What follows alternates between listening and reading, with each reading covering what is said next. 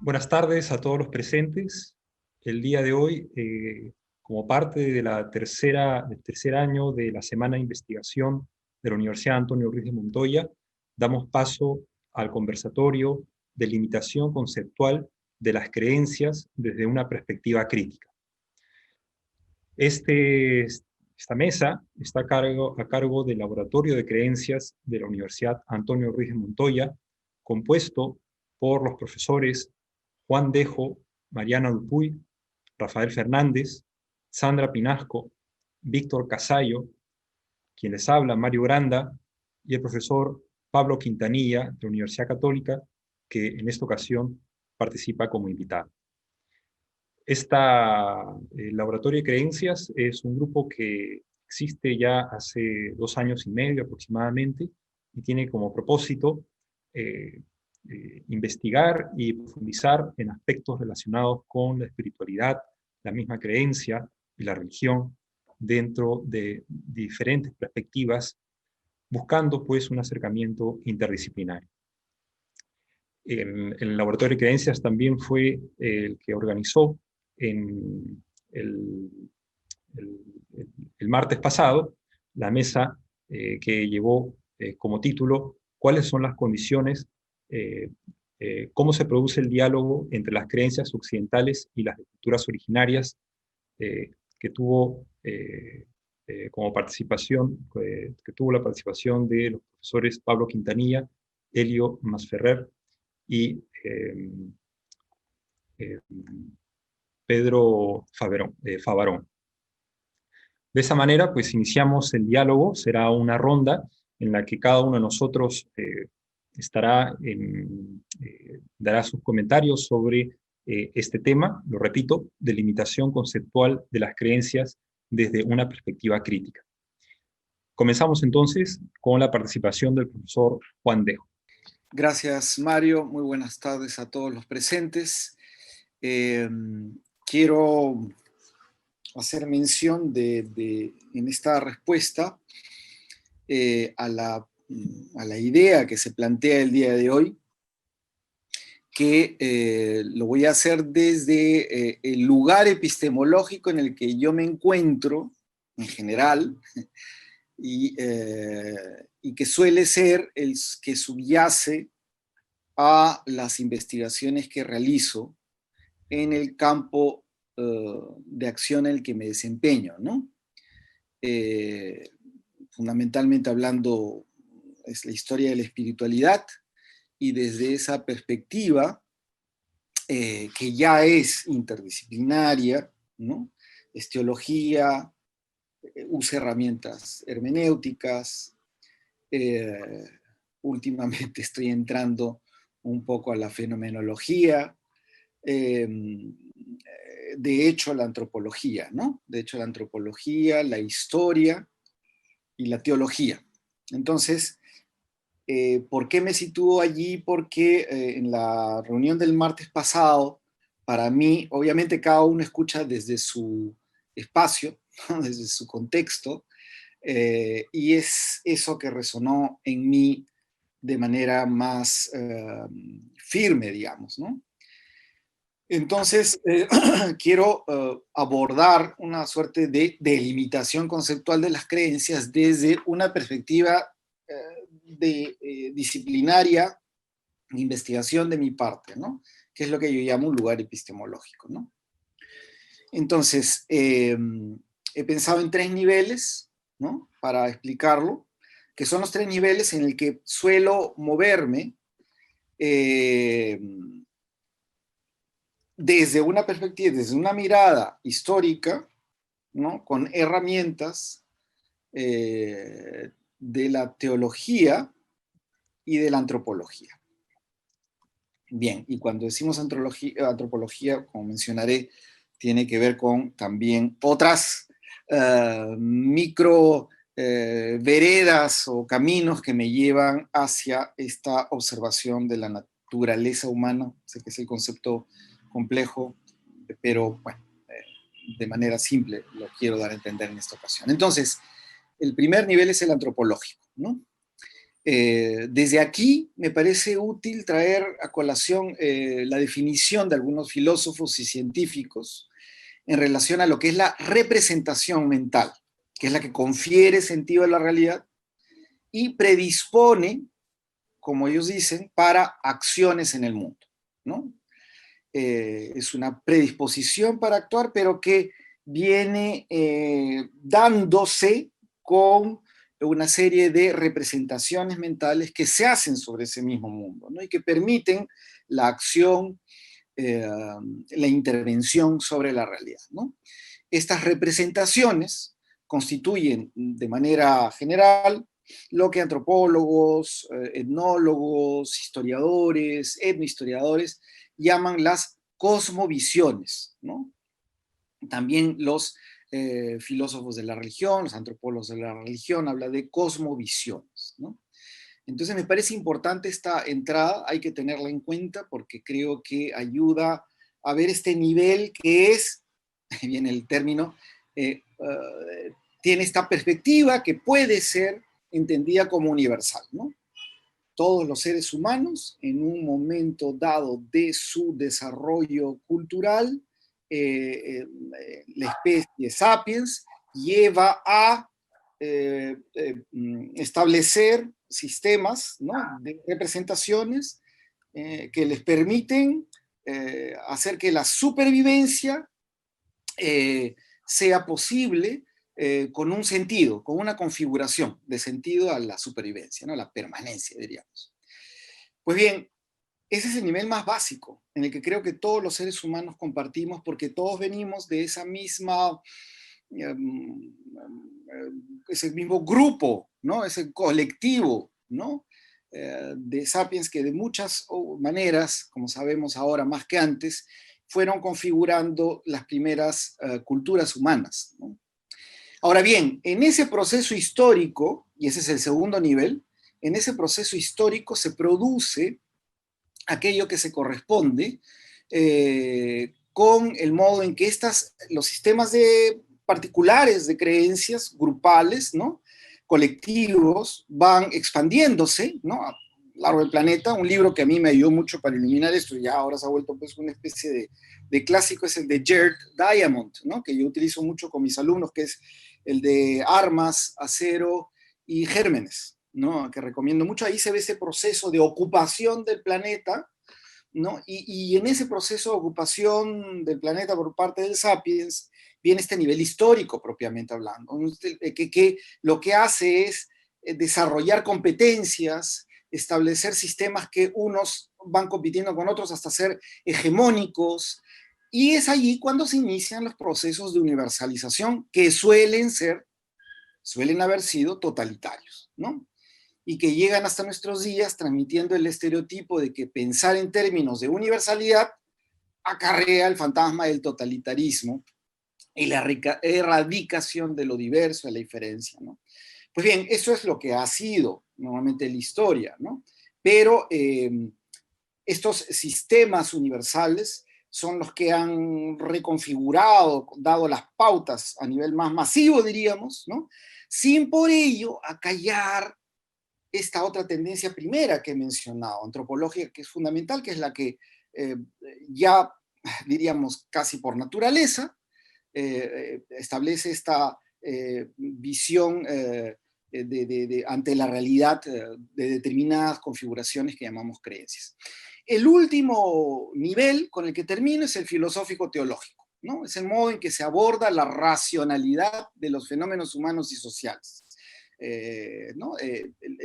Desde esta perspectiva, sí creo que últimamente se debe agregar una dimensión de interpretación de la realidad que colabora en esta comprensión de lo universal, ¿no? Es decir, en los últimos 20, 25 años, luego de la caída de los grandes relatos y la explosión de la diversidad y las particularidades tomando la delantera en esta especie de colectivos, de tribus culturales que aparecen en el mundo de la posmodernidad, paralelamente ha ido avanzando en las neurociencias, la psicología evolucionista, la antropología también evolucionista, y ayudan con esa mirada antropológica, ¿no?, a contextualizarnos en esta universalidad humana, ¿no? Cómo existe una fundamentación común de los seres humanos, y que más allá de las diferencias,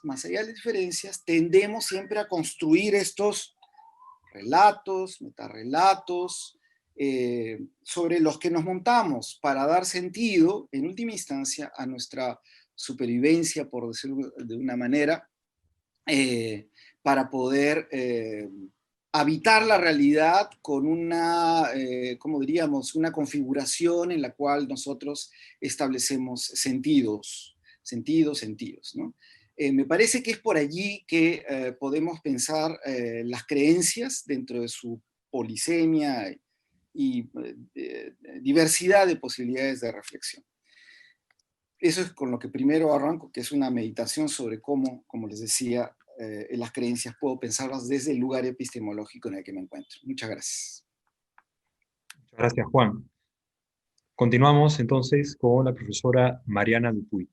Mariana, te escuchamos. Sí. Buenas tardes con todos. Yo me quedé con algunas reflexiones de nuestro conversatorio en la semana pasada en torno a las posibilidades de diálogo intercultural entre la mentalidad y creencias occidentales y las creencias de los pueblos originarios, ¿no? En nuestro caso, creo que el interés sobre todo se da en el diálogo con las culturas andinas y amazónicas, dado nuestro contexto y desde donde estamos situados, ¿no? Entonces, mi interés personal en el tema del diálogo intercultural se centra en las posibilidades que se abren cuando se da un intercambio real entre perspectivas o culturas distintas, ¿no?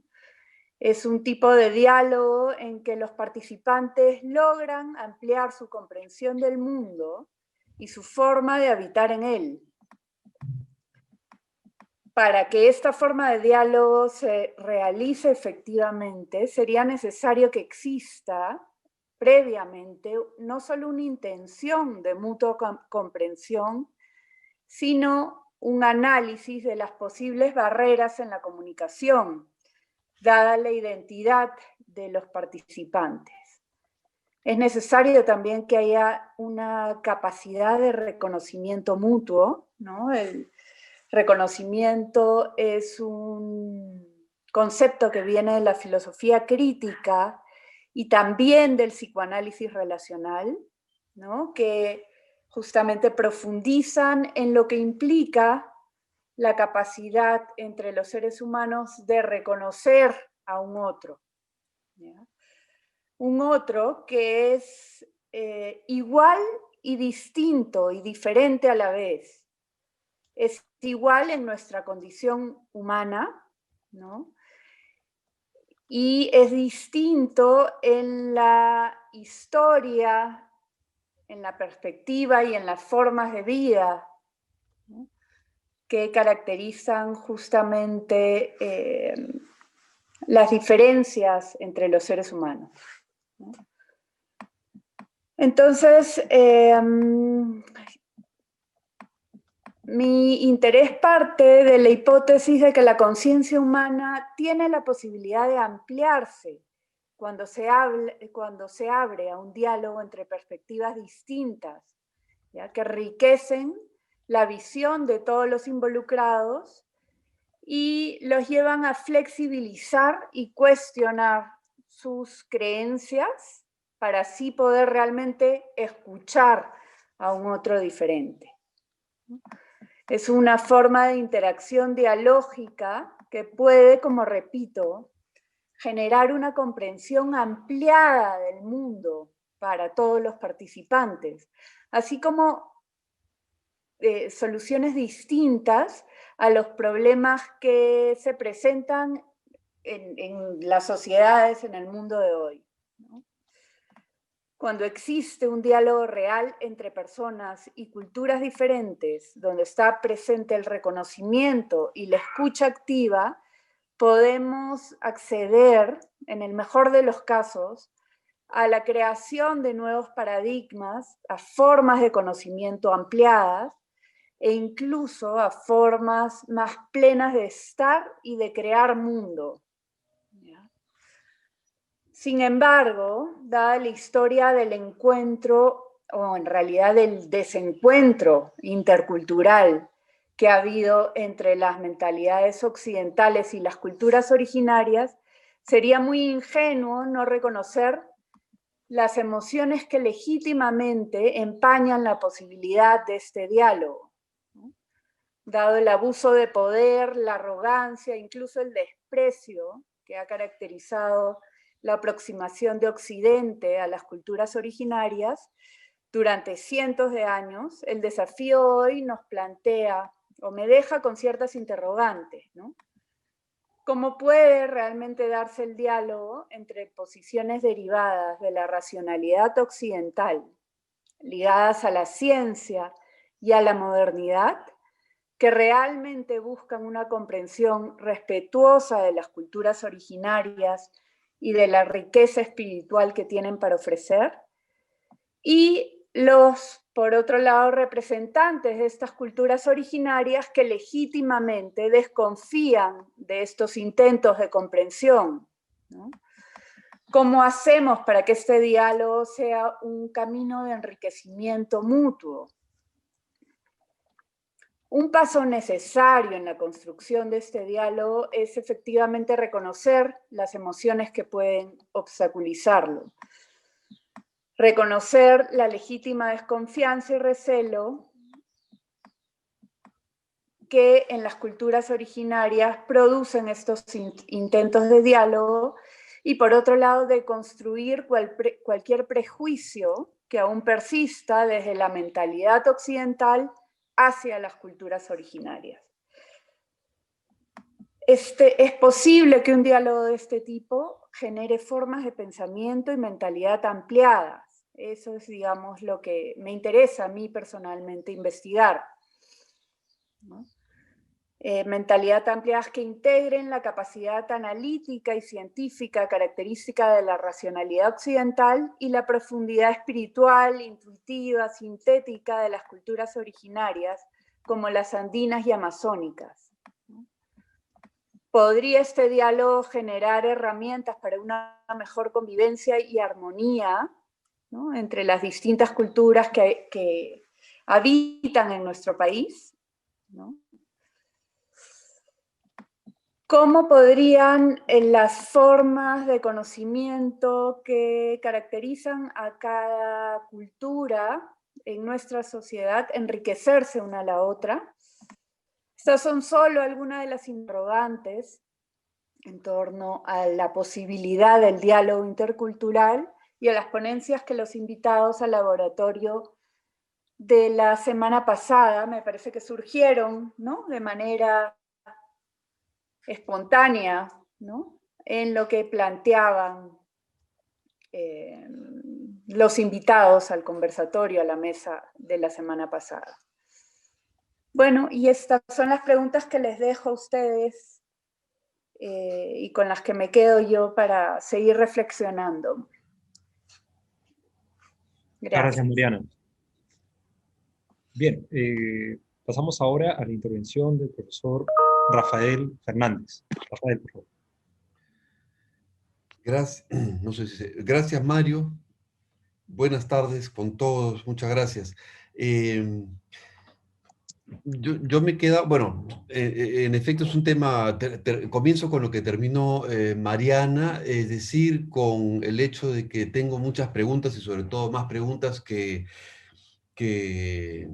acertos sobre esta delimitación conceptual de las creencias desde la perspectiva crítica. Y lo que voy a decir brevemente, quizás para ubicarlo, se sitúa en el diálogo, debate, muy antiguo en realidad y quizá demasiado antiguo, entre Lévi-Strauss y Durkheim. es decir, entre el valor, la importancia, relevancia del símbolo versus lo sagrado. En verdad, tengo la impresión de que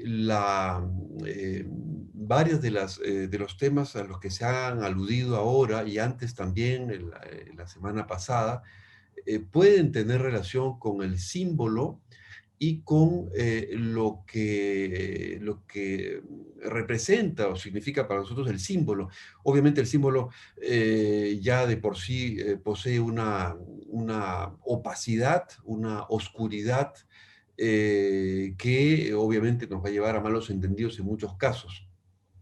Pero me parece que el símbolo puede ser también al mismo tiempo una clave de interpretación. Eh, Hacia ese punto quisiera llegar con las 4 o 5 cosas que voy a decir ahora. Lo primero es que cuando delimitamos conceptualmente los objetos de estudio, lo hacemos generalmente, por lo menos, desde afuera. Quizás, sobre todo eso antes de la llegada de la fenomenología y la hermenéutica. Y por lo tanto, desde una posición de cierto dominio, de cierta comodidad, que se inicia además con la designación misma de un objeto, ¿no? De un objeto de estudio. La delimitación, en cambio, cuando se hace desde dentro, como correspondería cuando hablamos de creencias, porque estamos, como quien dice, en ese circuito, en ese universo, me parece que supone darse cuenta de que no tenemos necesariamente un objeto a la mano, sino más bien dimensiones de la vida que emergen, dimensiones de la vida que se nos dan, dimensiones de la vida que se nos ocultan también. Y quizás eso es lo que hace también complicado muchas veces el que podamos delimitar fácilmente un concepto, y más todavía uno como este, que tiene que ver con probablemente la mayor parte, hemos hecho con todo lo que hacemos en nuestra vida. Claro, en este caso, lo primero que tendríamos que preguntarnos entonces es, bueno, ¿qué es lo que se nos da? ¿O cuál es el don que se nos ofrece o que emerge con las creencias, con todo con todo a lo que nos referimos cuando hablamos de creencias? Y en ese sentido, me atrevo a decir lo que es, digamos, mi posición personal respecto de las creencias. Eh, Considero que las creencias constituyen, digámoslo así, un término con el que definimos diferentes capacidades, nuestras capacidades de agencia en el mundo y con los otros. Creo que eso es sí, eso es lo que entiendo yo por una creencia, por las creencias, ¿no? Es decir, nuestras diferentes capacidades de agencia en el mundo, con otros, y que, por cierto, incluyen pensamientos, sentimientos, acciones. Más claro todavía, podría decirse que expresan, que estas capacidades a las que aludo cuando hablo de creencias, expresan nuestras posibilidades de pensamiento, sentimiento y acción. Por lo tanto, se refieren también, si se refieren a las capacidades, se refieren también indirectamente a los límites que puede tener nuestra agencia, es decir, hasta dónde pueden llegar nuestras capacidades. Y ahí nos tropezamos, por cierto, con incomprensiones eventualmente entre sistemas de creencias, entre creencias de unos y otros. Ahora, eh, pienso que las creencias tienen, todas ellas, como sistemas orgánicos o menos orgánicos, porque no todos son necesariamente orgánicos, sobre todo cuando hacemos mix, bueno, evidentemente vamos pasando, no hay un sistema consolidado, vamos pasando de una creencia a otra, transitamos en las creencias, pero creo que todas ellas tienen, digámoslo así, passwords, es decir, palabras clave, ¿no? Por las cuales podemos entrar y salir. Y estas palabras clave son precisamente los símbolos. Los símbolos, me parece, por eso todo lo que he dicho llegaba al símbolo, los símbolos me parece que son precisamente los passwords de las creencias que nos permiten entrar y salir de ellas o mantenernos en ellas. Y quizás me atrevería incluso a decir, y aquí ya no soy para nada original, me atrevería incluso a decir que el símbolo por excelencia es el que se refiere, símbolo por excelencia de todos los sistemas, de todas las maneras de creer. Me parece que se refieren a la dimensión de profundidad. Es decir, el símbolo, repito, por excelencia, es decir, si los símbolos ya son un password, yo diría que el símbolo por excelencia es aquel que se refiere a la dimensión de profundidad, Paul Tillich lo llama Dios, no en un sentido ontológico, metafísico, en un sentido precisamente simbólico, la trascendencia, la naturaleza, el cosmos, etc. Es decir, todo lo que se refiere a la dimensión de profundidad, me parece a mí, puede comprenderse como la clave para transitar de una creencia a otra. Y a ese respecto creo que eso permite ir incluso más allá, ¿no?, de nuestra propia conciencia humana y quizás encontrar modos de articular, mejor dicho, modos de facilitar los diálogos interreligiosos, interculturales, que hoy, es un tema permanente. En fin, creo que eso es lo que diría solamente. Llevo algún tiempo pensando sobre el tema del símbolo. Me fascina, digamos, ir recogiendo además los símbolos y todo el aparato simbólico que se encuentra, a pesar de la opacidad, que hay que insistir en ello. Paul Ricoeur es el que habla de la opacidad del símbolo. A pesar de esa opacidad, podemos encontrar que el símbolo nos permite ir accediendo a diferentes rincones de las creencias. Pero, repito, a mi modo de ver, el símbolo por excelencia es aquel que se refiere a la dimensión de profundidad. Eso es lo que quisiera decir. Muchas gracias, Rafael. Bien, y ahora damos pase a la profesora Sandra Pinasco. Sandra, por favor. Gracias, Mario. A ver, veamos. Bueno, lo primero que quiero señalar es un poco haciendo eco de lo que dijo Juan, es que mi lugar de enunciación son los estudios autobiográficos, a lo que me he dedicado en los últimos ya 15 años, es a estudiar textos autobiográficos de todo tipo, pero sobre todo memorias, y memorias por lo general además escritas por autores literarios. Entonces, parte de mi interés en el tema de las creencias es precisamente para tratar de entender cuál podría ser el vínculo con estos escritos, y sobre eso voy a hablar hoy. De hecho, la siguiente reflexión que voy a hacer está basada fuertemente en la presentación que hace el neurocientífico Joseph Ledoux en su libro The Deep History of Ourselves, que acaba de salir el año pasado. Estuvo justo Ledoux en una conferencia en la Católica, a raíz de ahí es que me enteré del libro y he estado leyéndolo apasionadamente, de hecho. Es un texto que se puede traducir como la profunda historia de nosotros mismos. Esta lectura me ha servido para iluminar un poco mi comprensión sobre el funcionamiento de la conciencia y cuál es su relación con dos elementos que para mí son centrales, que son las emociones y la memoria. Y de ahí es de donde he sacado también la conexión con las creencias y cómo las podemos definir desde este punto de vista. Si decimos que las creencias son solo productos culturales o nos quedamos en el ámbito de las creencias como producto de la socialización, creo que el problema es que nos quedamos en un ámbito muy diverso, en el terreno de la diversidad, que impide un poco el diálogo entre distintas disciplinas y especialistas, y que impide, me parece, una mayor definición o precisión de este tipo de conceptos como creencia, memoria, emoción. Además, a partir de todos los experimentos y investigaciones de los distintos neurocientíficos en las últimas décadas, se puede probar una explicación más general, aplicable a todos los seres humanos. Y en eso es en lo que me voy a centrar. De hecho, como señala Ledoux, las creencias no son solo un producto lingüístico o cultural, sino que dependen de otras capacidades vinculadas al lenguaje, como por ejemplo la jerarquía cognitiva, la autoconciencia y las emociones.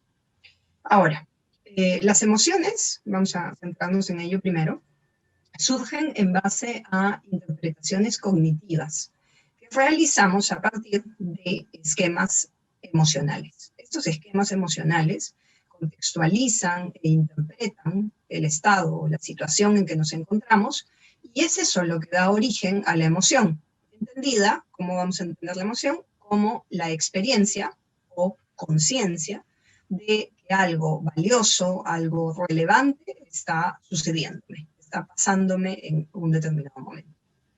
Estos esquemas emocionales, además, se crean a partir de experiencias personales, guardadas como recuerdos. Por lo general, estos esquemas emocionales son conscientes, pero podría haber esquemas emocionales inconscientes, e incluso estos esquemas emocionales podrían influir y lograr acciones o conductas que incluso también podrían ser inconscientes. En cambio, las emociones, por definición, tendrían que ser siempre conscientes. ¿Por qué? Porque para que surja una emoción, requerimos siempre de una conciencia autonoética. Ahora, esta conciencia es una condición para la existencia de emociones, porque es precisamente la conciencia autonoética la que permite la construcción de esquemas emocionales, estos esquemas emocionales que ya habíamos mencionado. Y lo que quizás nos puede ser más cercano es que la conciencia autonoética es además la base de lo que llamamos identidad. Es la base de aquello que nos permite reconocernos como nosotros mismos.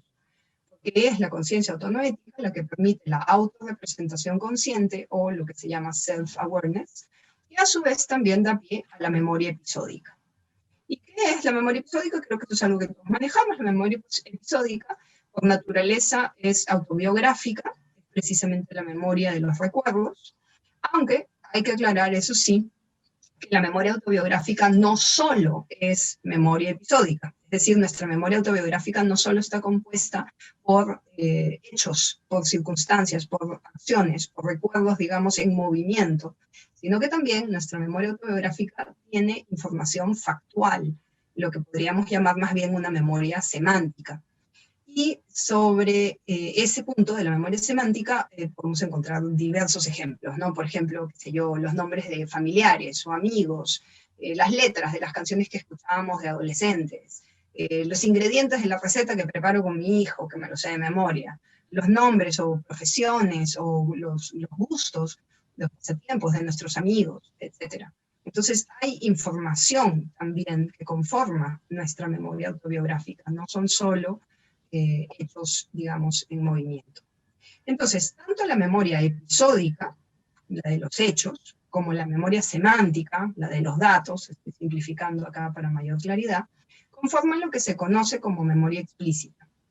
Pero estas dos memorias solamente son experimentadas conscientemente cuando las recuperamos de una suerte de almacén de la memoria a largo plazo y las trasladamos a lo que se conoce como la memoria de trabajo, la memoria del día a día.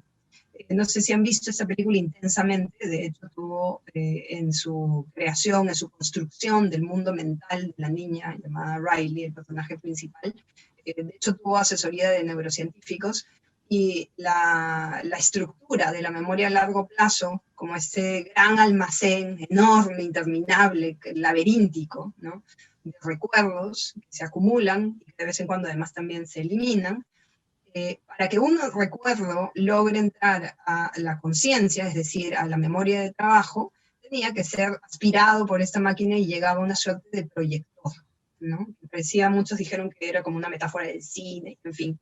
Entonces, esa máquina proyectora, eso es algo así como lo que implicaría la conciencia. Y solo en el momento en el que el recuerdo pasa de la memoria, de este gran almacén de memoria a largo plazo, a la memoria de trabajo, en ese momento es que se toma conciencia de ese recuerdo.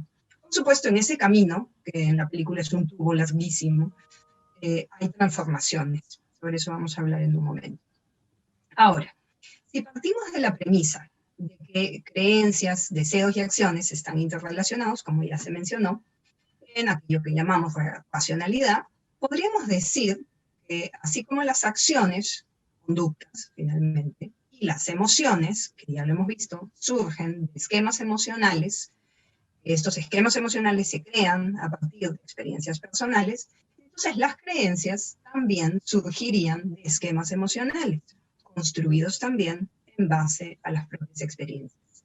De ser así, las creencias tendrían un origen directo en la memoria episódica y en la conciencia autonoética, la base de nuestra identidad. En ese sentido, todo recuento narrativo de experiencias vividas, básicamente lo que llamamos escritura autobiográfica, producto precisamente de esta memoria episódica y de esta conciencia, permitiría un acceso privilegiado a la comprensión de las creencias del autor o autora de ese texto. Sin embargo, tenemos que considerar, y ahí viene el tubo de aspirado de los recuerdos, que toda escritura autobiográfica siempre pasa por una revisión autonarrativa, que no es nada menos que el trabajo de ficción. Y de hecho, desde la teoría autobiográfica, siempre la producción de un escrito sobre la propia vida se entiende como un trabajo de ficción precisamente por esa revisión autonarrativa, esa suerte de, es una mezcla entre editado, mejorado, censura de estos recuerdos, de esta memoria episódica de donde estamos trayendo a la conciencia los recuerdos. Entonces, el momento en el que somos autoconscientes de nuestros recuerdos y de nuestras experiencias, el momento en el que se trae a la conciencia esos recuerdos, en ese momento necesariamente pasan por este trabajo de editado. Y lo interesante es que además no solamente son editados, sino que nos permiten asimilar esas experiencias vividas. Asimilar quiere decir no solamente que las comprendamos mejor, sino que también las identificamos con categorías de comprensión disponibles. Y esas categorías de comprensión disponibles son, en otras palabras, los esquemas emocionales de los que estábamos hablando hace un momento. Entonces, en esta descripción de esquemas emocionales como la base de creencias, acciones y emociones, algunas preguntas que surgirían, que podríamos discutir, serían, por ejemplo, ¿cómo se podría acceder a estos esquemas emocionales?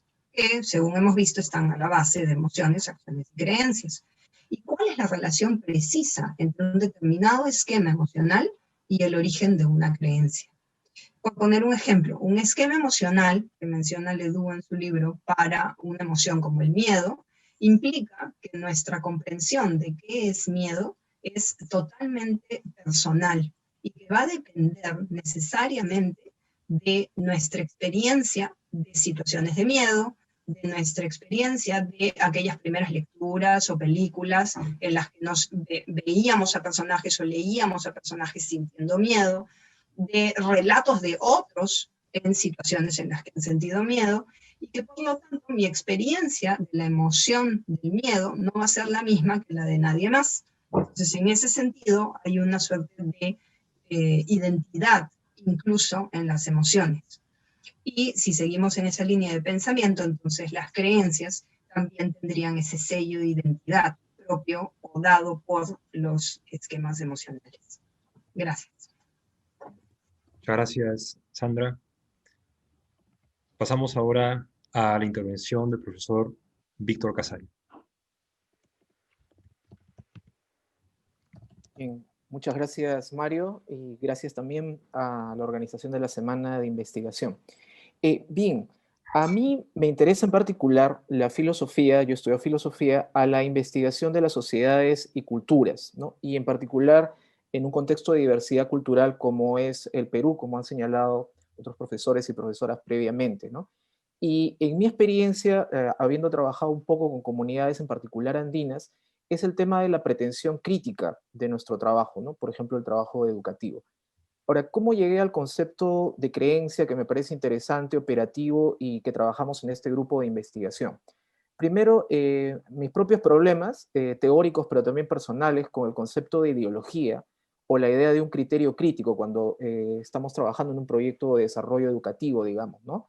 Y los problemas teóricos que también surgen cuando uno habla de ideología, de criterio crítico, al hablar de representaciones mentales, ideas, dentro de esta cuestión, esta suerte de dicotomía entre mundo interior y mundo exterior, ¿no?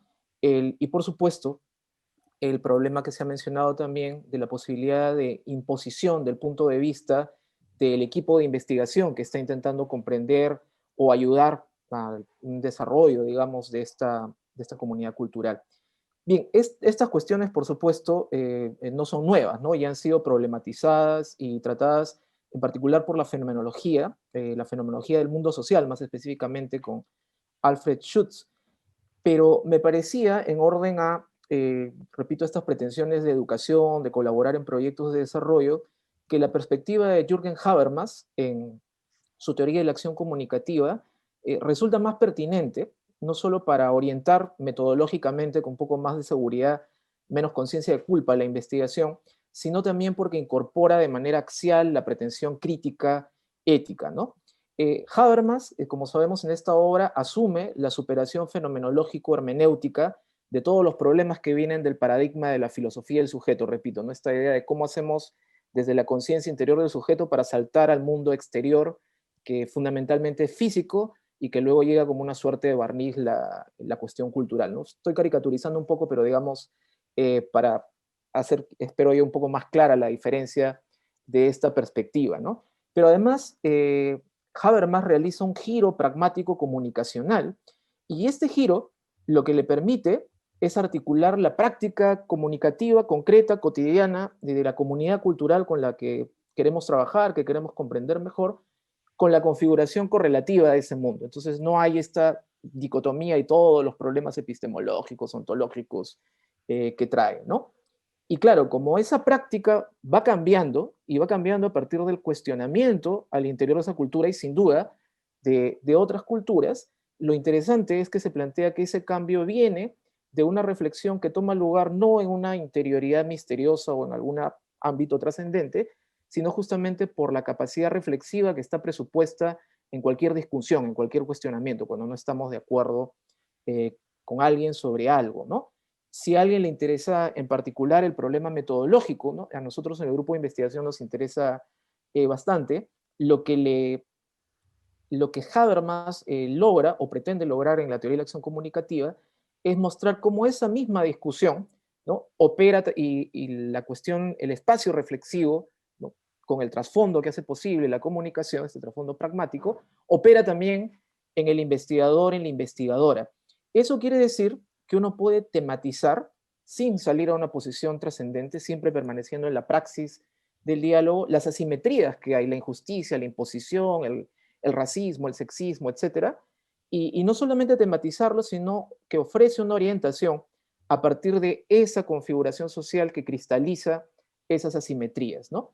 Entonces, desde esa perspectiva, digamos, cuando uno sitúa, me parece a mí, la concepción de la creencia como una disposición para actuar, lo que podemos lograr es articular la perspectiva de primera persona, ¿no? En términos éticos, digamos, respetar el sentido que le da a su experiencia el participante en esta práctica cultural, y de la tercera persona, esta actitud reflexiva, crítica, que puede asumir alguien al interior de la comunidad, y repetimos, el investigador y la investigadora, ¿no? ¿Qué cosa es? Bueno, es de acuerdo al tema de esta mesa, ¿no? Esto diría yo es un poquito más que la delimitación, la situación del concepto de creencia que a mí me interesa trabajar, y más en concreto lo que quisiera yo trabajar, lo que estoy preparando para un encuentro en el que vamos a participar con todo el grupo de investigación, es una descripción y un análisis de una práctica de reconocimiento y perdón, que le podemos llamar así en un primer momento, en los momentos iniciales de la peregrinación del Señor de Coyoriti en el Cusco, cuando los peregrinos y las peregrinas recibimos una piedra en nuestra mano, de la mano de una de las cabezas de la comparsa de baile que lleva la comunidad, y la vamos llevando en el primer tramo de la peregrinación, que es justo el más empinado, donde va cargando uno su piedra, y cuando uno llega a la primera cruz, va con toda la comunidad, suelta la piedra, y es ante la cruz que se tiene la primera oración y el acto, la petición de perdón por los pecados que hemos venido trayendo durante todo el año, ¿no?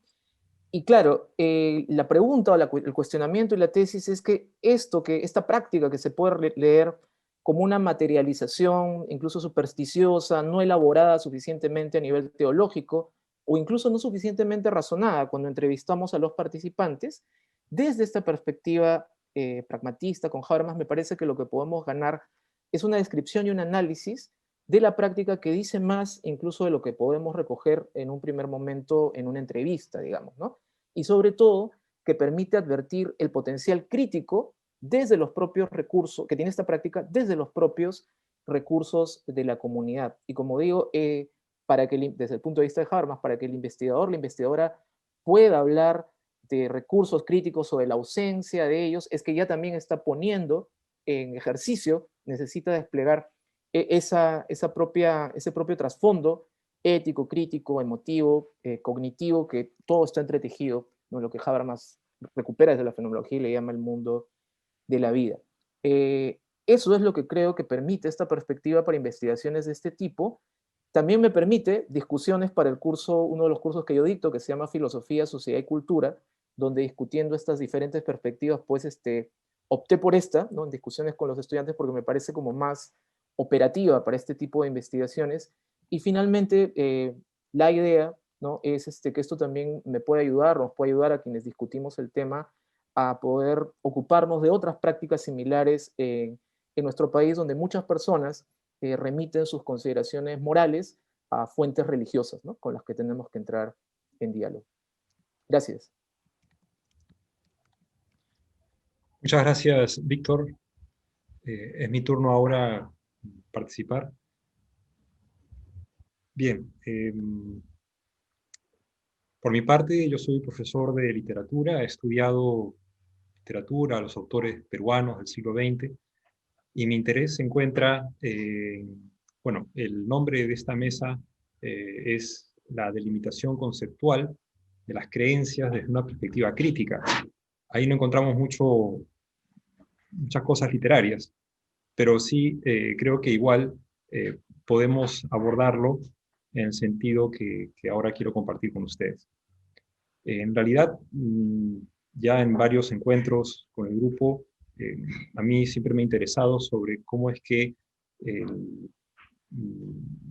la expresión de la espiritualidad, de la creencia, se transmite a través de metáforas, ¿no? Y cómo es que éstas pueden servir como medio para encontrar elementos similares o diferentes entre las diferentes posturas ante la espiritualidad, ante la creencia, ante la religión.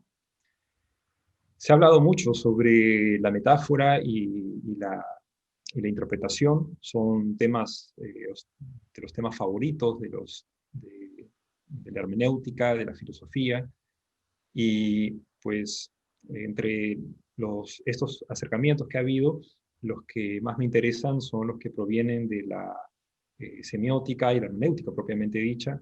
Estoy hablando de autores como Umberto Eco o Ricoeur. ¿Por qué? Porque me parece que ellos son los que tratan de abordar pues, estas expresiones. Ellos están hablando de la metáfora en términos amplios, no solamente literarios, sino en el mismo lenguaje cotidiano. Ellos tratan de abordar la metáfora de distintas perspectivas, ¿no?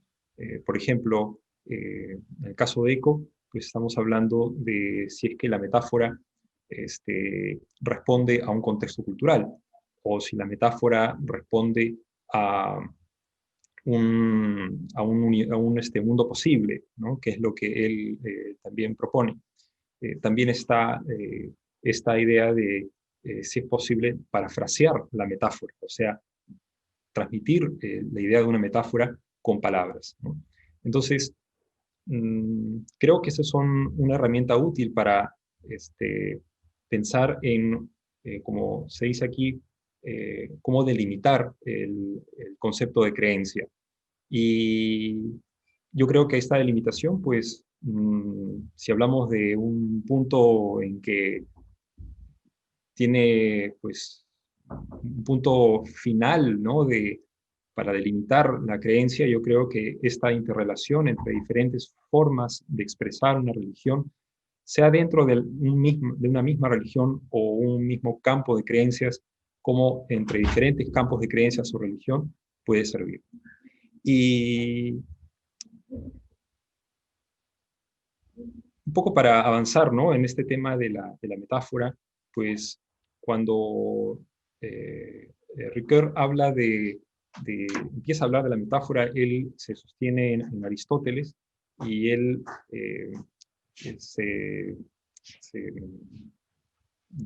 especialmente se dedica él coge dos aspectos, ¿no?, lo que Aristóteles llama lexis y mitos, ¿no?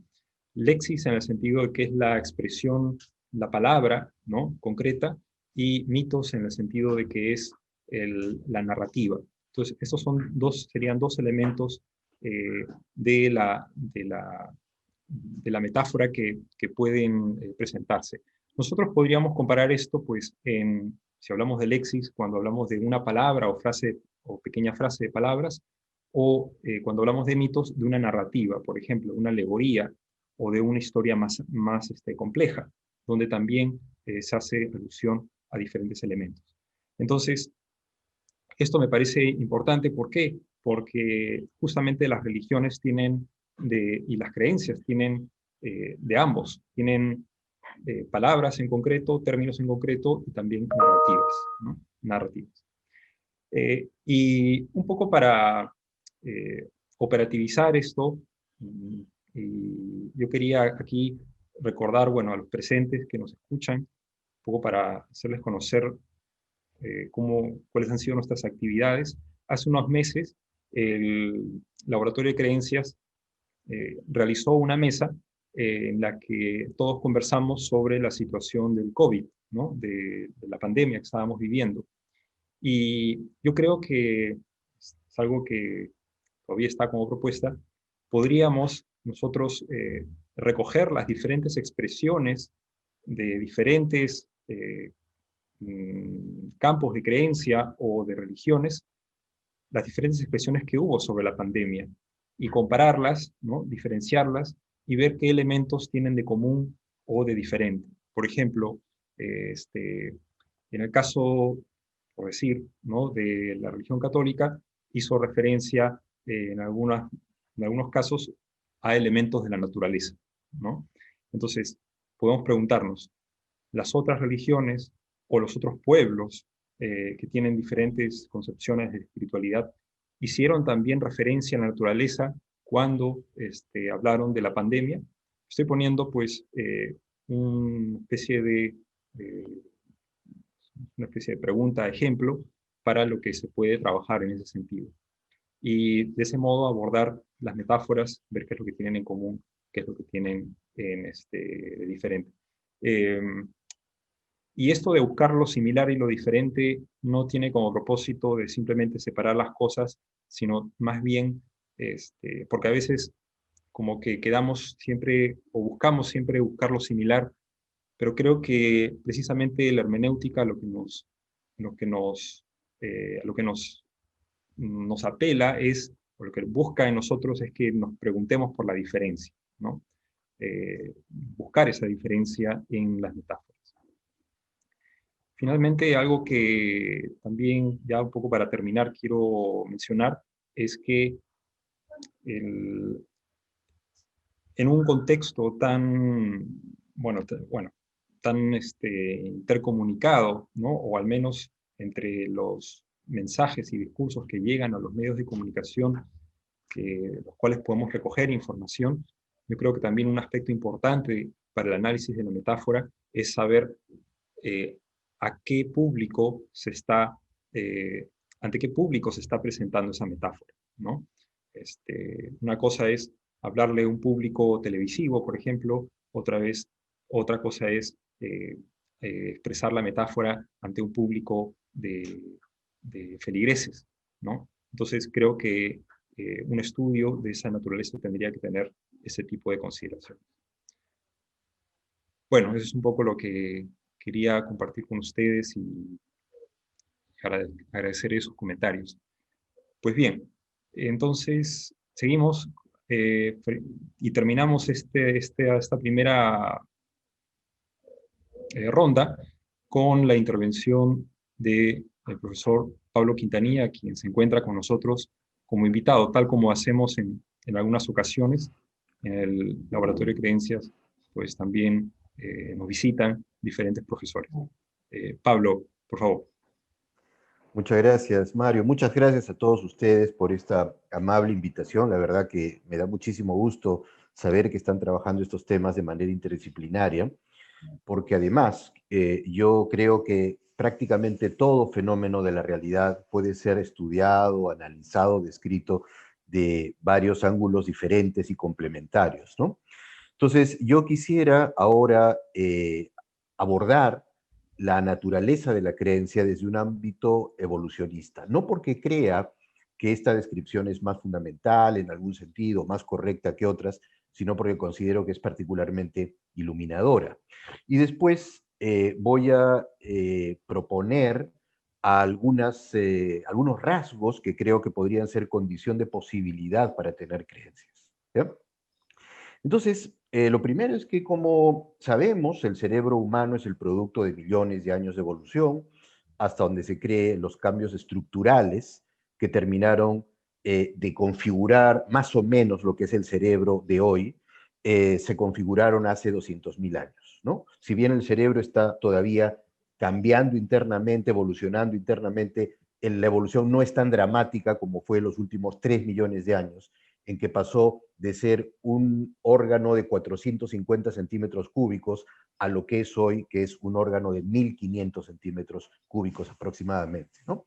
Cuando nuestros antepasados salieron de África, hace 100.000 años más o menos, las características principales del cerebro ya estaban formadas en todos los Homo sapiens.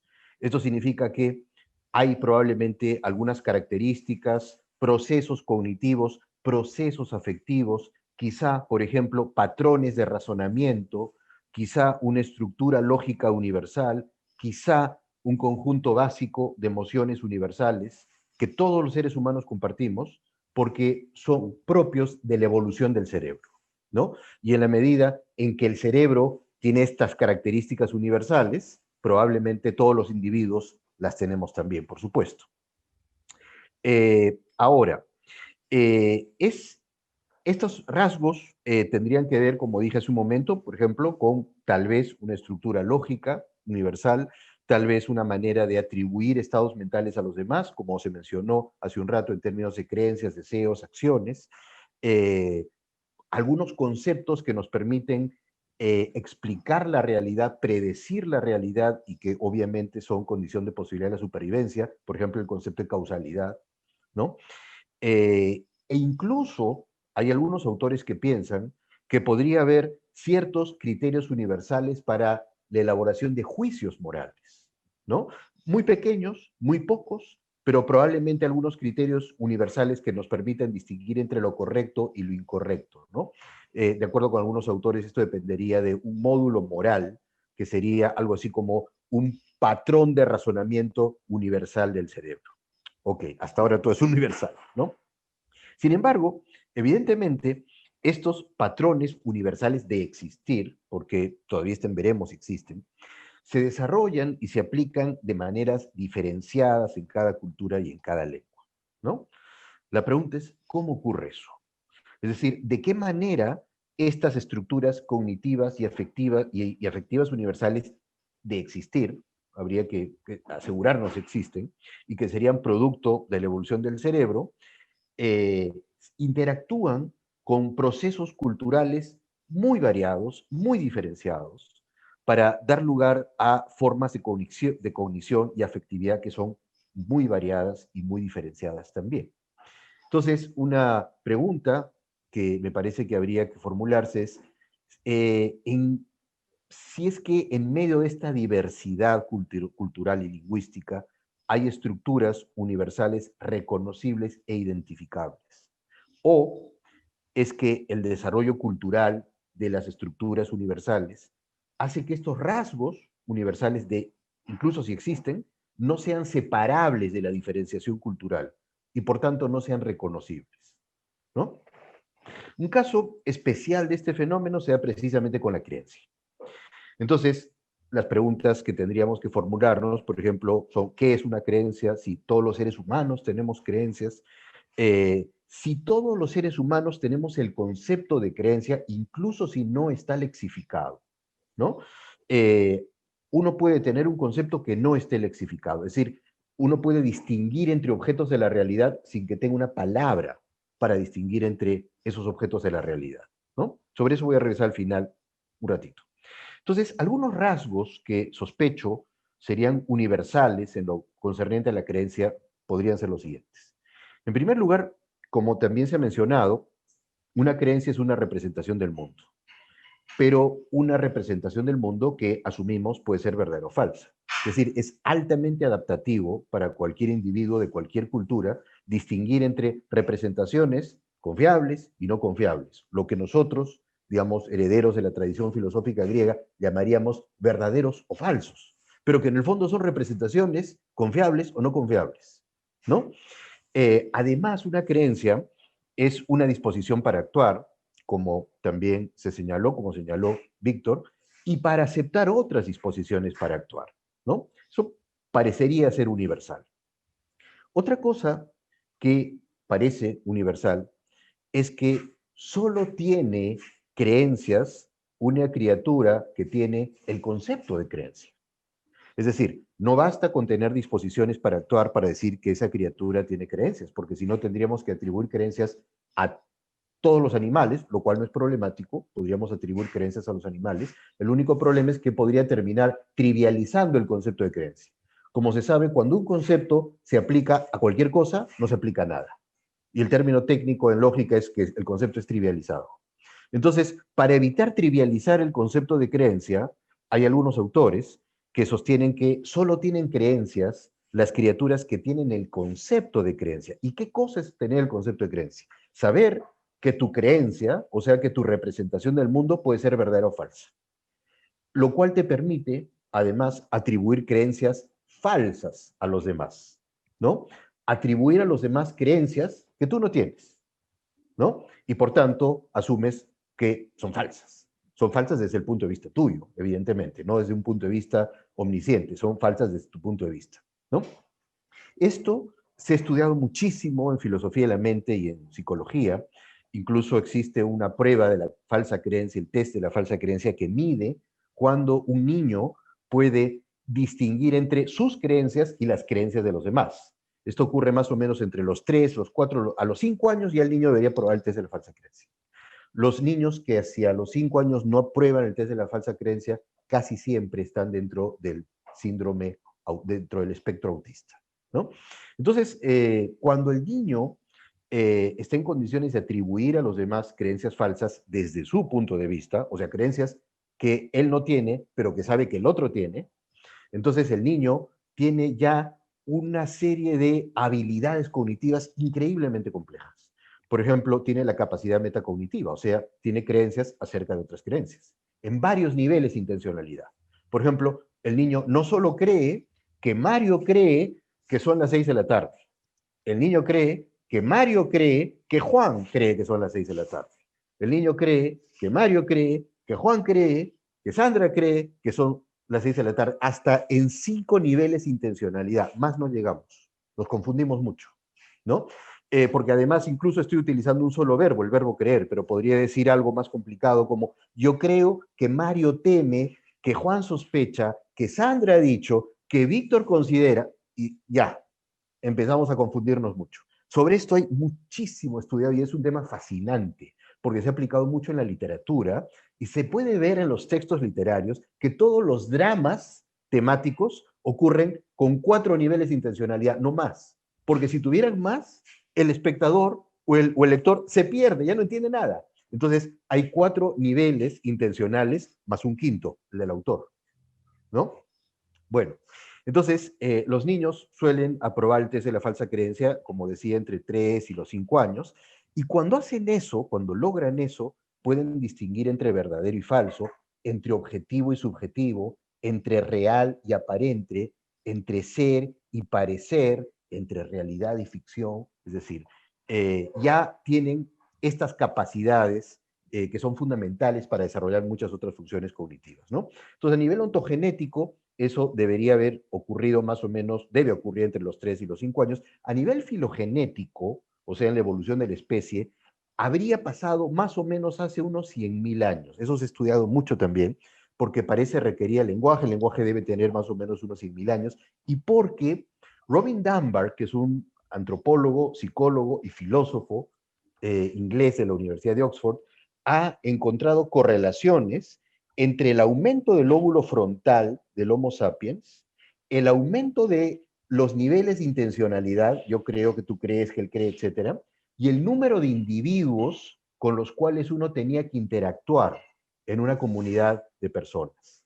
Entonces, es evidente que mientras todas las especies han tenido que evolucionar adaptándose a un entorno natural hostil, nosotros hemos evolucionado adaptándonos a un entorno natural hostil, pero sobre todo adaptándonos a un entorno social complejo, extremadamente complejo, donde era absolutamente necesario para la supervivencia saber quién es confiable, quién no es confiable, quién ha dicho que, fulano ha dicho que, yo dije que, quién es traidor, quién no es traidor, quién es leal, quién no es leal. Un fenómeno político impresionante, ¿no? Y como sabemos, los primates son criaturas increíblemente políticas, no solo nosotros, sino los chimpancés y los gorilas. Un tercer punto, ya estoy terminando, no se preocupen si estoy tomándome demasiado tiempo, ya estoy terminando. Un tercer punto es que toda creencia es parte de una red de creencias y de otros estados mentales, pero sobre todo creencias. Es decir, es imposible tener una creencia aislada, no se puede, ¿no? Yo solo tengo una creencia si esta creencia es parte de un conjunto de creencias que le dan contenido, que le dan sentido y que la justifican y que tienen relaciones inferenciales. Ahora, este sistema de creencias, como las creencias son representaciones y son disposiciones para actuar, este sistema de creencias en el fondo es una práctica social compartida, es una forma de vida, para ponerlo en el lenguaje wittgensteiniano. Y el último punto que creo que sería universal a la creencia es que las creencias no solo pertenecen a sistemas de creencias, sino están configuradas en conceptos que en el fondo son subsistemas de creencias. Por ejemplo, el concepto de caballo es un sistema pequeñito de creencias que yo tengo acerca de ciertos objetos a los cuales considero animales, mamíferos, equinos, cuadrúpedos, etcétera, y de los cuales puedo esperar ciertas cosas y otras no. Es decir, puedo esperar que los animales cabalguen, no puedo esperar que los animales vuelen. Está dentro de mi concepto de caballo, ¿no? Pero una cosa que quiero subrayar es que uno puede tener conceptos no lexificados. Es decir, uno puede distinguir entre objetos de la realidad sin que tenga una palabra para hacerlo, ¿no? Les voy a dar un ejemplo que me parece muy apropiado. El quechua no tiene una palabra para creencia. No hay un verbo de creencia en quechua. En quechua, cuando una persona quiere decir que alguien cree algo, como no existe el verbo de creencia, se dice, Juan, por ejemplo, dice que tal cosa, donde ñin, que es el verbo de decir, cumple la función de creencia, ¿no? Juan dice que, pero Rafael dice que otra cosa y no es posible hablar de creencias. Pero es obvio que tienen creencias y es obvio que tienen creencias en varios niveles de intencionalidad, ¿no? Incluso si no tienen un concepto de verdad como la propiedad de una creencia, que es algo que es parte de la filosofía occidental. La palabra para verdad en quechua, que es chekak, significa algo así como de acuerdo, ok, sí, all right, ¿no? Pero no es una propiedad de las proposiciones, como podríamos decirlo nosotros en la tradición filosófica occidental, que etnocéntricos como somos, creemos que es la tradición que ha descubierto finalmente la estructura última de la realidad, ¿no? Bueno, ahí sí, ahora sí termino. Entonces, pienso que para abordar estos temas es absolutamente imprescindible hacerlo desde un punto de vista conceptual, o sea, análisis conceptual, pero también desde un punto de vista empírico, ¿no? Sin embargo, obviamente uno puede preferir un punto de vista u otro punto de vista, pero la interdisciplinaria siempre va a ser enriquecedora. Eso es, muchísimas gracias. Muchas gracias, Pablo. Muy bien, entonces, como solemos hacer en el laboratorio de creencias, es el momento en que si alguien quiere responder, complementar o ampliar algunos de los aspectos que que ha comentado después de esta primera ronda está invitado. Bueno, yo tengo una pregunta para Rafael. Rafael ha hablado del símbolo y del límite. Y uno de los autores que leímos hace como más de un año fue Eugenio Trías. Leímos algunos ensayos de su libro Pensar la religión. Él se define como, como la filosofía del límite. Él habla de la filosofía del límite en ese sentido de tener que esforzarse por tratar de dialogar con el límite, ¿no? Y bueno, dado que nuestro conversatorio trata sobre la delimitación del concepto de creencia, yo quería recordar un par de conceptos de Eugenio Trías. Él habla efectivamente de esta parte visible y oscura del símbolo, ¿no? Y hay una parte que me parece muy interesante y siempre la recuerdo, es la del símbolo manifestado, ¿no? La del símbolo que se abre y que se convierte en muchas cosas, porque generalmente pensamos en el símbolo como algo más oculto, hermético, y él ponía como ejemplo la fiesta, ¿no? La celebración, el rito. ¿En qué medida el símbolo se encuentra presente en esas manifestaciones? Y desde lo que tú has comentado. Bueno, muy brevemente, en verdad, sobre el símbolo hay en efecto mucha literatura. Yo, más que Eugenio Trías, yo he estado más bien siguiendo el rastro desde Paul Ricoeur y desde Paul Tillich, dos Paul. Y me gusta mucho la perspectiva de Paul Tillich porque le da una dimensión muy, bueno, por una parte muy empírica también, por cierto, y al mismo tiempo concibe el símbolo como como una llave, decía yo, como una clave, pero que nos abre a la realidad externa, digamos, y a la realidad interna del alma, ¿no? Por supuesto, cuando usa la palabra alma y realidad, las usa también de una manera muy metafórica, para nada ontológica, ¿no? Entonces, en ese sentido, a mí me parece que tenemos muchas cosas que aprovechar con respecto al símbolo y quizás, no sé, no sé si digo una cosa totalmente fuera de lugar, pero en ese listado que nos ha hecho Pablo, de todas las posibilidades de estructuras comunes, universales, me preguntaba, no sé si, no me atrevo a preguntar sobre a Pablo, bueno, de repente también, ¿por qué no? Pero me preguntaba sobre la posibilidad de encontrar, una vez más, en el símbolo, es una de las dimensiones, formalmente por lo menos, universales. Porque en efecto, claro, puede ser que haya diferencias respecto de lo que llamamos dimensión de profundidad, como lo dije en su momento. Pues uno hablará de Dios, otro hablará de la naturaleza, otro hablará del cosmos, etcétera. Pero formalmente, digamos, encontramos, o quizás podríamos encontrar en el símbolo, una alternativa también, o una manera de tejer, o mejor dicho, de construir esta investigación respecto de lo universal. Por supuesto, cuando hablamos del símbolo, no hablamos solamente de objetos, ¿no es cierto? El símbolo es un símbolo narrado, por ejemplo. Por Ricoeur, cuando habla del mito, dice que el mito es un símbolo narrado. Puede hablarse de un símbolo, en fin, el símbolo en muchas perspectivas, ¿no? No solamente hablamos de un objeto, claro, tradicionalmente hablamos del símbolo pensando, pues no sé, en la paloma, o en la bandera, o qué sé yo. Pero el símbolo en realidad se presta para toda una apertura de nuestros modos de creer. Pero en fin, eso, solamente. No sé si Pablo se anima a decir algo sobre esta dimensión del símbolo, aunque no toca el tema. Sí, es que, ¿cómo hago? Espero que Mario dé la palabra o... No, por favor.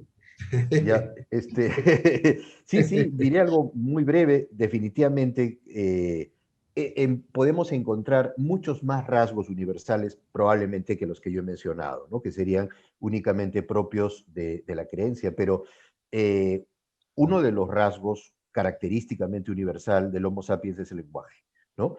Y la semántica es el terreno de los símbolos, porque la semántica, hasta donde sabemos, surge hace más o menos 500.000 años, o sea, 400.000 años antes de nuestra salida de África, como la habilidad de utilizar un sonido para referir a un objeto que no está, ¿no? Porque sabemos que los animales pueden utilizar sonidos para referir objetos que están. Por ejemplo, los chimpancés tienen sonidos diferenciados para referir a serpientes o a felinos o a otros objetos, siempre que esté el animal ahí, ¿no? Pero no se ha observado nunca que alguna especie animal utilice un sonido para referir a un objeto que no esté presente. Pero eso se ocurre, evidentemente, en el caso nuestro, y probablemente ese es el origen del símbolo, ¿no? Ahora, esta es una, como notarás, Rafael, una mirada del símbolo. El símbolo también puede ser estudiado desde muchos ángulos diferentes, desde la semiótica, para empezar, ¿no? Pero, digamos, el gran salto, la gran revolución lingüística del Homo sapiens se produce más o menos hace 100.000 años con la aparición de la sintaxis. Es decir, con la posibilidad de construir, en principio, un conjunto infinito de oraciones, cada una de las cuales sería, en principio, infinitamente larga, por cuestiones de recursividad, ¿no? Pues creo que eso es lo que podría decir en relación a lo que has mencionado.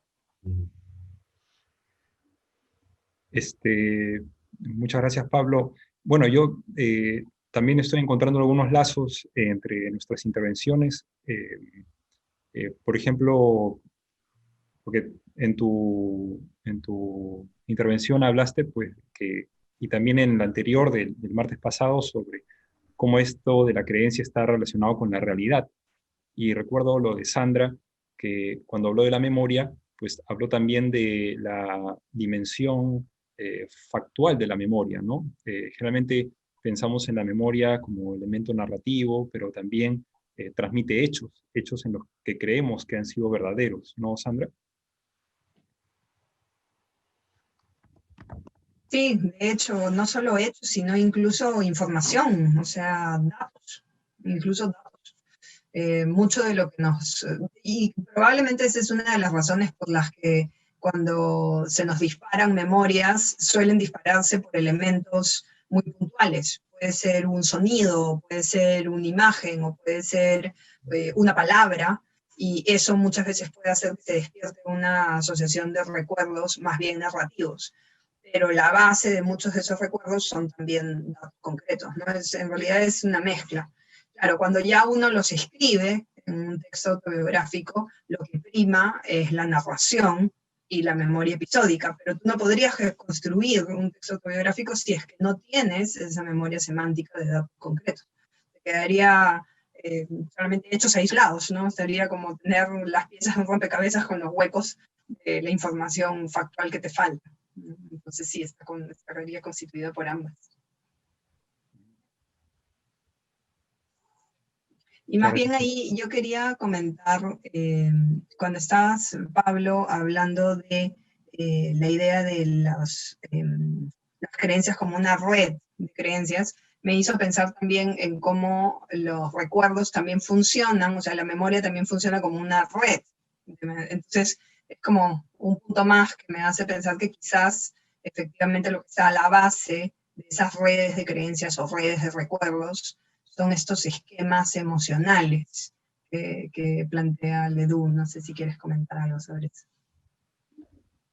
eso. Sí, gracias. Yo diría dos cosas. Lo primero es que, en efecto, las creencias parecen estar integradas en una red de creencias que les brindan contenido. O sea, tú puedes entender el significado de una creencia en virtud a las otras creencias con las que está conectada. Les voy a poner un ejemplo rápido. Supongamos que tenemos a dos señores, el señor Juan y el señor Pedro. Juan vamos a llamar Juan Dejo.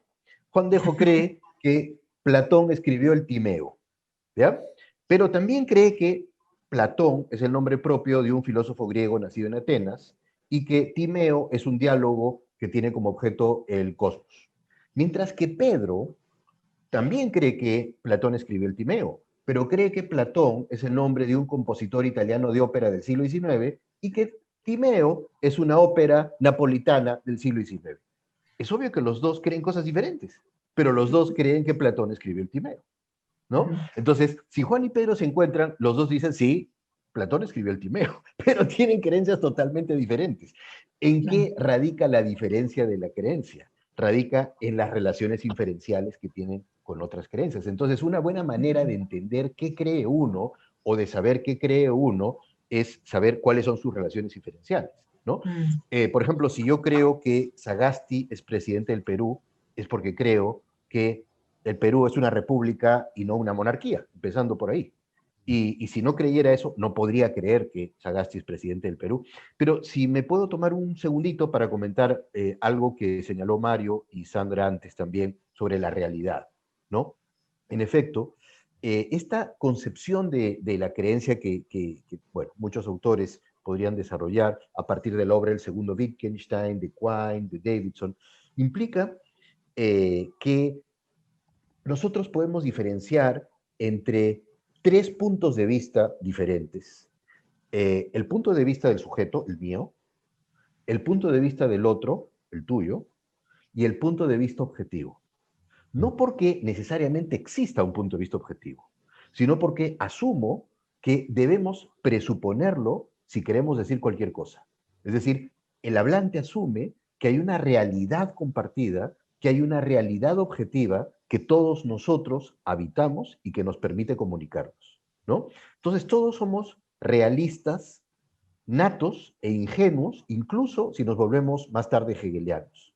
Incluso los hegelianos en sus momentos de descuido son realistas, ¿ya? Pero el punto es que los niños adquieren una ontología realista que se puede medir, que se puede estudiar, ¿no? Después viene la filosofía y los contamina. Pero antes de eso adquieren una ontología realista muy, muy estricta, que es condición de posibilidad de tener creencias. Porque tú solo puedes tener una creencia si crees que puede ser verdadera o falsa. Y para que sea verdadera, tiene que coincidir con la realidad objetiva. Para que sea falsa, no coincide con la realidad objetiva, ¿no? Muchas gracias, Pablo. Bueno, yo cuando estabas poniendo ese ejemplo sobre cómo en las obras dramáticas el espectador solo puede mantener o seguir el lineamiento de cuatro niveles de complejidad, podríamos pues llamar a esos niveles interpretativos, ¿no? Porque para cada nivel estamos tomando en cuenta una interpretación, ¿no? Más la interpretación de ese autor implícito, el creador de la obra, ¿no? Entonces, en ese sentido, creo que las herramientas de la semiótica y la hermenéutica sirven para estos casos. También eso me hace pensar en algo que yo comentaba sobre lo necesario de tener en cuenta, en el caso de las metáforas, en el caso de las expresiones, a quién va dirigida la metáfora, ¿no? Porque a veces el emisor sabe a quién le está hablando y para qué le está hablando. Porque, y ahí tal vez lo que se me ocurre ahora es, ¿cuál es el grado de persuasión de una creencia? O sea, ¿en qué medida cuando se expresa una creencia podemos convencer al otro de que lo nuestro es más creíble que lo que dice el otro? Porque hasta ahora estamos hablando de las creencias diferenciadas, pero sabemos que estas creencias siempre están compitiendo una con la otra. Yo me pregunto, Pablo, si es que desde la filosofía analítica también se aborda este tema, que tiene que ver más con la retórica, tal vez. Sí, gracias. Mira, yo creo que ese es un tema fundamental, ¿no? A ver, de repente podría dividirlo en dos o tres subtemas, ¿no? Lo primero es que, en efecto, uno solo cree lo que le resulta a uno bien justificado. Hay algo que es muy importante. Uno no puede desear creer, mejor, uno puede desear creer, quizás sí, pero uno no puede creer algo que le resulta que es mal justificado, ¿no? O sea, uno no elige libremente sus creencias. Uno puede elegir libremente ponerse en un contexto o en una situación que lo convenza a uno de algo que quisiera creer. Pero yo no podría creer algo que me parece claramente injustificado para mí, ¿no? De hecho, hay un debate fascinante entre dos filósofos de comienzos del siglo XX, que son William James y William Clifford, sobre la ética de la creencia, donde el debate es precisamente, el libro se llama The Will to Believe, la voluntad de creer, donde el debate es precisamente hasta qué punto uno es libre de creer en lo que cree, ¿no? Esto me trae a la memoria una historia.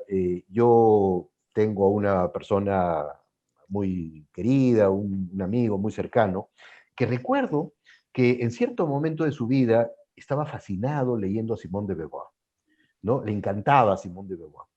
Hasta que en un cierto momento me dijo, no vuelvo a leer a Simone de Beauvoir. Yo le dije, ¿por qué? ¿No es que te gustaba tanto? ¿No es que te encantaba? Me dijo, sí, pero tengo miedo de que me convenza, ¿no? Es decir, es obvio que él mismo se estaba dando cuenta que estaba creyendo cosas que no quería creer, ¿no? Entonces, este es el nivel de las metacreencias. A veces uno cree algo que no quisiera creer, o cree que cree algo que, entre comillas, en realidad no cree, porque hay creencias inconscientes. Uno puede ser, por ejemplo, supersticioso y no saberlo, ¿no? Uno puede tener creencias supersticiosas y resistirse a aceptar que tiene creencias supersticiosas, ¿no? O el nivel de los metadeseos. Uno a veces desearía desear algo que no desea y no desearía desear algo que desea. Entonces, ese primer punto tiene que ver con el hecho de que, en efecto, los estados mentales conforman una red y no existe, no es posible tener un estado mental que no esté ubicado en esta red, pero no solo eso. Adquirir una creencia cualquiera implica adquirir un sistema de creencias, ¿no? No, de hecho, si es que yo tengo un sistema de creencias y viene una creencia aislada que es incompatible con las creencias que yo tengo, inmediatamente la rechazo como una creencia falsa o incluso ininteligible. Pero puede ocurrir que empiecen a llegar de la realidad, del mundo exterior, un número enorme de creencias que son incompatibles con mis creencias, con mi sistema de creencias. Entonces ahí tengo problemas, porque mi identidad empieza a tambalearse, ¿no? Y entonces las creencias que vienen de afuera, de mi lectura, de Simone de Beauvoir, de lo que fuere, empiezan a generar un efecto de transformación radical en mi sistema de creencias, que es el fenómeno de la conversión. Es el fenómeno de la conversión. Cuando uno deja de ver las cosas de una manera y empieza a verlas de otra manera, ¿no? Que no es un fenómeno mágico, inmediato, no es que sea de un día de la noche a la mañana, por supuesto, es un fenómeno que toma su tiempo, ¿no? Y que probablemente implica una revisión radical de las creencias que uno tiene, ¿no? Eso por una parte. Después, el otro punto que quería mencionar, que lo mencioné rápidamente hace un rato, pero que me parece importante subrayar, es esta idea de que nosotros, el Homo sapiens, ha evolucionado sobre todo en un entorno social. Es decir, cuando escuchamos Darwin y la evolución, lo primero que nos viene a la mente es primates caminando por la sabana africana y que tienen que adaptarse a los ríos, al alimento, al agua, y eso es verdad. Pero sobre todo, nuestros antepasados tenían que adaptarse a entornos sociales extremadamente complejos, donde, como dije hace un momento, había relaciones de poder, relaciones de jerarquía, relaciones de competencia, de cooperación, de traición. Entonces voy a poner en el chat a dos autores que a mí me parecen extraordinarios para este tema. Uno es Robin Dunbar, es filósofo, psicólogo y antropólogo de la Universidad de Oxford que mencioné, Dunbar, perdón, no es con E, sino con A, Robin Dunbar, que es el que ha hecho el estudio tan detallado de cómo el crecimiento del número de individuos con los cuales uno tenía que interactuar ha coincidido con el aumento del cerebro sobre todo el lóbulo frontal, que es la zona donde está la habilidad metarepresentacional, es decir, la habilidad no solo de representarse el mundo exterior, sino de representarse las representaciones que otras personas tienen en el mundo exterior, y cómo esto ha ido aumentando en niveles de intencionalidad, ¿no? Hasta llegar a los 5 niveles de intencionalidad que nosotros tenemos ahora, y el cerebro ya no puede crecer más, ¿no? El cerebro ya no puede crecer más porque el parto sería inviable, el embarazo sería inviable, las funciones anatómicas del cuerpo serían inviables también. Y el otro autor que me parece sumamente interesante, estoy seguro que a algunos les suena, es Michael Tomasello, que es psicólogo en realidad, pero Michael Tomasello ha estudiado sobre todo la cooperación y ha llegado a la siguiente conclusión, que a mí me resulta intelectualmente fascinante, pero además afectivamente interesante, ¿no? Mucha gente cuando escucha la teoría de la evolución, piensa que un elemento fundamental en esta teoría es la idea de que el ser humano es una criatura egoísta y que la supervivencia es posible fundamentalmente porque uno trata de maximizar su beneficio, ¿no? Es algo que, dicho de paso, Darwin nunca dijo, porque para Darwin era muy importante lo que llamaba no solo selección individual, sino selección de grupos, group selection. O sea, Darwin decía, así como la selección natural selecciona a los individuos más fit, selecciona también a los grupos más fit, o sea, adaptados, ¿no? ¿Y cuáles son los grupos más adaptados? Los más cooperativos. Esos son los grupos más adaptados, los más cooperativos, incluso los que tienen relaciones que hoy día llamaríamos de moralidad. Por ejemplo, relaciones de compasión, relaciones de cooperación y relaciones de equidad. Esos grupos sobreviven. Por el contrario, los grupos que están atravesados por problemas de inequidades, de falta de cooperación, de falta de compasión, son grupos que están destinados al fracaso. Dicho sea de paso, esto es algo que nosotros como peruanos tenemos que tomar muy en serio porque, por ejemplo, la corrupción es un elemento destructor de la sociedad, es un elemento destructor del grupo, ¿no? Pero bueno, no entremos en eso porque nos deprimimos. Regresemos a lo anterior, a Tomasello. Entonces, Michael Tomasello ha escrito un libro que a mí me parece buenísimo, lo ha publicado el año 2016, si es que no estoy equivocado, que se llama A Natural History of Morality. Lo voy a poner acá, A Natural History of Morality. Y lo que intenta hacer es una genealogía de la moral, pero una genealogía evolutiva de la moral, ¿no? Y la tesis central de él es que la moral es un producto ulterior muy desarrollado que involucra, por supuesto, elementos culturales, sin ninguna duda, pero a partir de mecanismos de cooperación que son muy estrictos en el caso de los seres humanos, ¿no? Y considera que esto es algo que solo tenemos los seres humanos y no tienen otros primates. Hay un estudio muy detallado que él ha hecho según los cuales los chimpancés, por ejemplo, cooperan solo cuando sienten que la operación los beneficia individualmente. O sea, el chimpancé coopera con otro solo si cree que eso lo beneficia a él. Pero el ser humano coopera de manera desinteresada. El ser humano coopera de manera altruista. Entonces, la tesis de Tomasello es que en el ser humano aparece por primera vez el concepto de nosotros, el concepto de us o de we, ¿no? Lo que hace que con mucha frecuencia privilegiemos el bien del grupo por encima del bien individual, ¿no? Tomasello va tan lejos, hay gente que pensará que es un ingenuo Tomasello, yo no creo eso, yo creo que Tomasello tiene mucha razón, pero Tomasello va tan lejos como para decir que si bien hay una relación de competencia, digamos, de tensión, mejor, entre cooperación y competencia, en el caso del Homo sapiens, la cooperación está a la base de todas las otras funciones cognitivas, ¿no?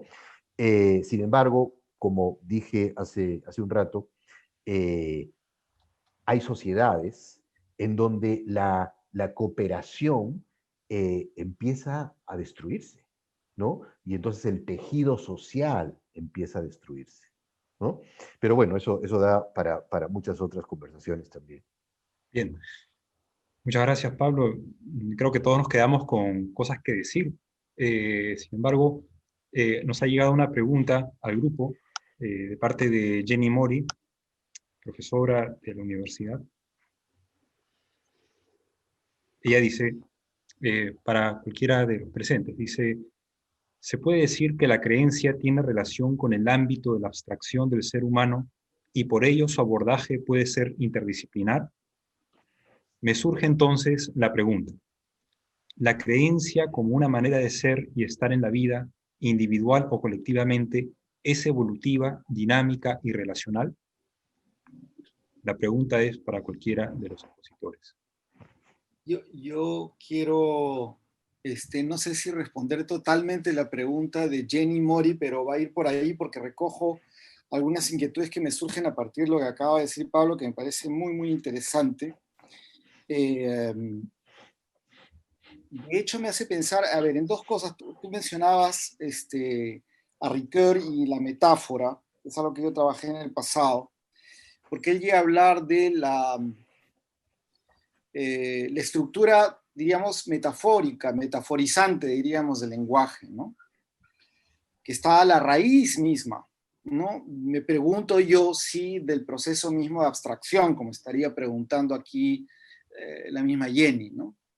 Y eso me hace pensar en como dos niveles de cómo pensar esta posibilidad del símbolo. También hablaba Rafael, ¿no? La capacidad semántica de la que hablaba Pablo, como universal que va estructurando el modo de apropiarse a la realidad. Hay como un nivel que es mecánico, diríamos, ¿no? Retornando un poco a la reflexión evolucionista de Pablo, hay un nivel mecánico del funcionamiento de este aparato cerebral que llega, se expande desde el África en adelante, 200.000 y 100.000 en adelante, ya sale de allí, pero con esa estructura, ¿no? Que es mecánica, automática, después de miles de años, va funcionando con la misma dinámica, ¿no?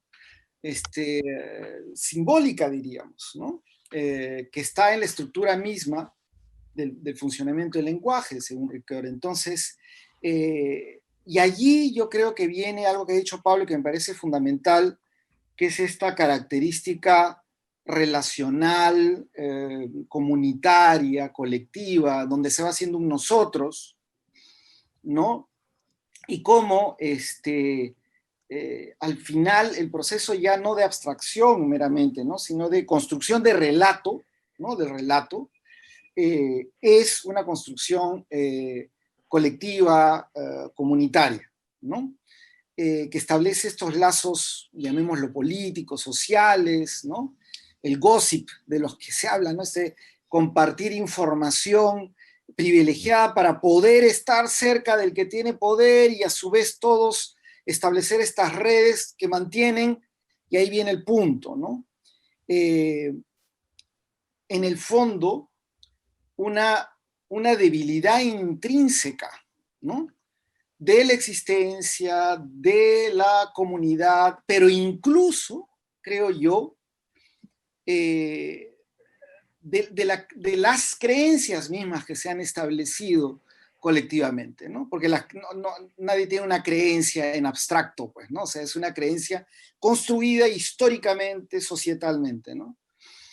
Ahora, me parece interesante pensar cómo la anécdota de Pablo, de este amigo que de repente siente que Simone de Beauvoir es un peligro para él, porque de repente pues sus postulados machistas fundamentales que le dan seguridad para ser como es, se van cayendo, o sabe Dios, ¿no? Como lo que sucede hoy en día. Hay mucha gente que dentro de actitudes fundamentalistas, no, esto es lo que dice el catecismo, esto es lo que me han dicho en la parroquia, punto, se acabó, ¿no? Y ahí podemos sacar N.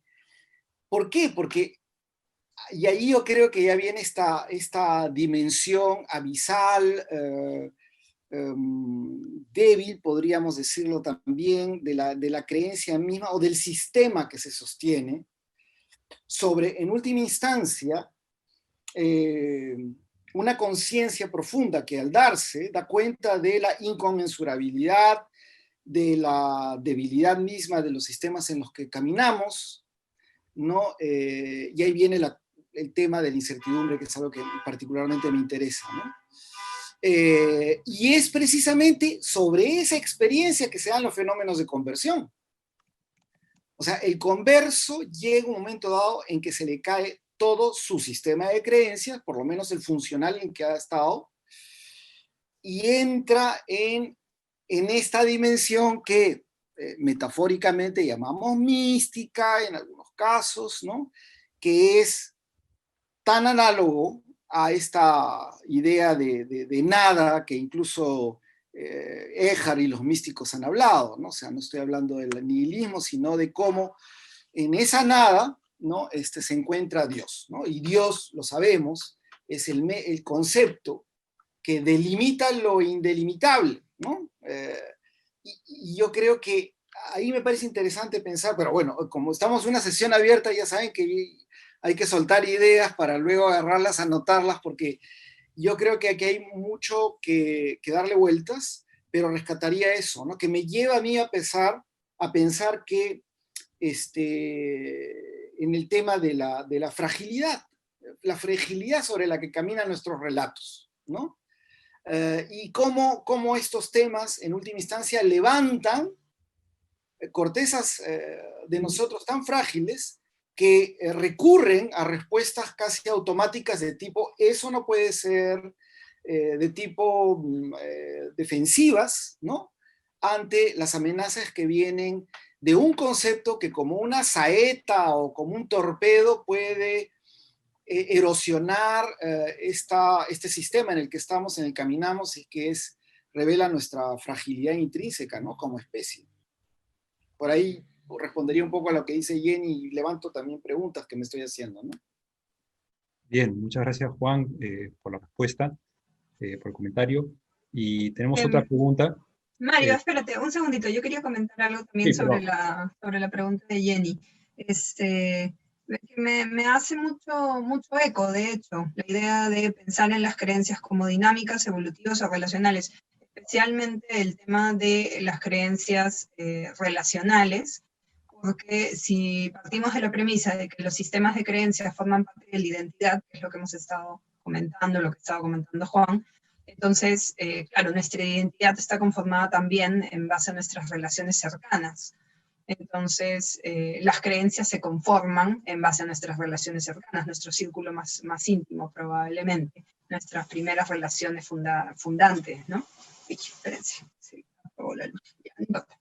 Entonces, creo que la idea de que las creencias pueden ser relacionales permite también darle un ámbito a la creencia más allá, o en todo caso como parte de la identidad, de la conformación de la identidad, que era lo que estábamos comentando, ¿no? El hecho de que las creencias pueden formar parte de ese sistema de recuerdos, de emociones, que constituirían la identidad. Ahora, lo que a mí me queda quizás un poco en duda, no sé si es que también se puede considerar, y bueno, y de esto se podría derivar que también son dinámicas. Lo que no sé, y ahí no sé si es que alguien quiere contribuir con eso, es si es que las creencias se pueden considerar evolutivas.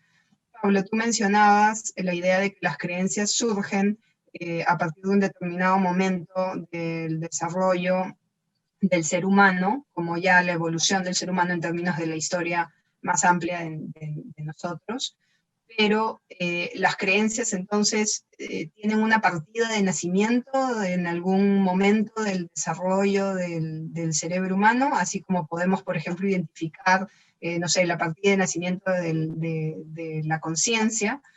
No sé si es así. Esta parte de si las creencias son evolutivas es la que me queda un poco en duda. Voy a prender la luz. Bien, Perdón. Víctor, Tres creencias. ¿tú querías comentar también la misma pregunta? Sí, muchas gracias Mario. Brevemente a esta mención de Jenny sobre la necesidad de la creencia de ser abstracta, o si he entendido bien que requiere un ámbito de abstracción. Yo diría que depende de la perspectiva donde uno lo vea, ¿no? Creo que más de uno hemos mencionado la posibilidad de que podemos decir que una persona tiene una creencia tal, de repente muy profunda, muy iluminadora para nosotros, y que no necesariamente la formule a cabalidad, digamos, ¿no? De acuerdo a nuestros criterios. Entonces, dependiendo del punto de vista, por ejemplo, para mí, no, yo diría que no es necesario apelar a ese ámbito abstracto, ¿no? Esas también un poco las reservas que tengo con el concepto o necesitar apelar, como han mencionado un par de compañeros también aquí, con el concepto de símbolo, si uno lo pone a signos o a presencias que no remiten a algo más, ¿no? Pero si no hacemos ese compromiso, me parece a mí ontológico y no solamente semántico, ¿no? Si nuestra apertura a la realidad, ¿no? Desde un punto de vista más bien hermenéutico, admite que nos abrimos al sentido, ¿no? Y no solamente a referencias, a cuestiones, digamos, objetuales, así fijas, incluso físicas, creo que uno no necesita apelar a decir que necesita una capacidad de abstracción para tener creencias, no digo cualquier creencia, sino incluso creencias muy profundas e iluminadoras para otras personas, ¿no? Como puede ser incluso una persona analfabeta que no maneje matemáticas, pero que contándonos de su vida a propósito de biografía, pues nos puede iluminar y decimos, caray, qué perspectiva tan profunda tiene, ¿no? Eso. Muchas gracias, Víctor. Bien, y tenemos otra pregunta de la señora Delia. Ella dice lo siguiente: se habló sobre la dimensión de la profundidad y la opacidad del símbolo. Quiere decir, es probable que todos poseemos una especie de sedimento relacionado al símbolo sobre el que podemos reconocernos como una característica básica de una condición humana, como para respirar o adaptarnos, por ejemplo. Rafael, decías que tenías un comentario. Bueno, sí, el inicio de la respuesta, en fin, todas estas preguntas, evidentemente haremos acopio de ellas para poder seguir profundizando. Lo primero es que se me ocurre a mí decir, y quizás tenga relación también con la pregunta anterior, es que el primero en hablar de un homo religiosus o religiosus fue Mircea Eliade, lo sabemos perfectamente. En ese sentido, cuando Mircea Eliade habla del homo religiosus, no se refiere únicamente a la dimensión confesional, se refiere al sentido digamos, del ser humano que está en disposición, digamos, en esta disposición.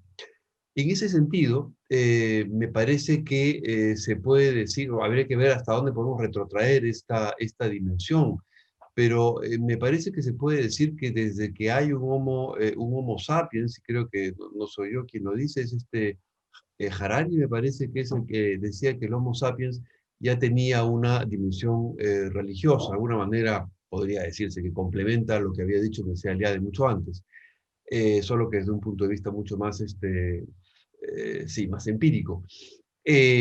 Ahora, yo creo que la dimensión de profundidad tiene relación con nuestras preguntas de sentido, por lo menos así la entiendo yo. Cuando yo hablaba de una dimensión de profundidad, estaba pensando en los conceptos de la teología liberal norteamericana, en concreto Paul Tillich, Peter Berger, y de una dimensión de profundidad que se expresa en preguntas de sentido, en las grandes preguntas de sentido. Claro, y aquí es algo que molesta, pero incluso algún autor ha llegado a decir que, bueno, esas preguntas de sentido, como son originalmente, proceden de la religión históricamente, la filosofía se engarza, digamos, sobre preocupaciones de la religión. Bueno, eso lo dice Levinas, dice claramente la filosofía deriva de la religión, cosa que a algunos les jala digamos, les incomoda. Pero en todo caso, creo que se puede decir, en resumen, que es posible hablar de un homo religiosus, que este homo religiosus posee esta dimensión de profundidad y que esta dimensión de profundidad es de suyo la posibilidad, o mejor dicho, la disposición para hacerse preguntas de sentido, ¿no? Creo que eso es lo que podría decir en un primer momento de esta respuesta.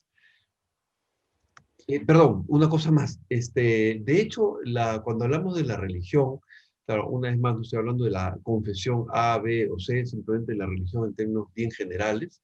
La religión se concibe para muchos como una, precisamente por lo que dice Mircea Eliade o Paul Tillich, se concibe como una máquina para crear sentido, ¿no? Una máquina para crear sentidos, justamente a propósito de la dimensión de profundidad. Entonces, cierto, la religión, bueno, como aparato, como sistema, vamos a decir así, se concibe como una máquina para crear sentidos en general. Muchas gracias, Rafael. Y pues, bueno, han sido 2 horas de una conversación, creo que bastante rica. Agradecemos la presencia del profesor, el doctor Pablo Quintanilla, que nos ha acompañado en esta oportunidad. Agradecemos a todos los presentes.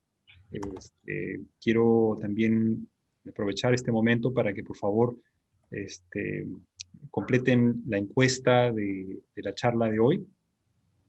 Y bueno, agradecer a todos los miembros del Laboratorio de Creencias, el profesor Juan Dejo, Víctor Casayo, la profesora Mariana Dupuy, Sandra Pinasco, el profesor Rafael Fernández, que bueno, colaboramos pues desde esta perspectiva interdisciplinaria.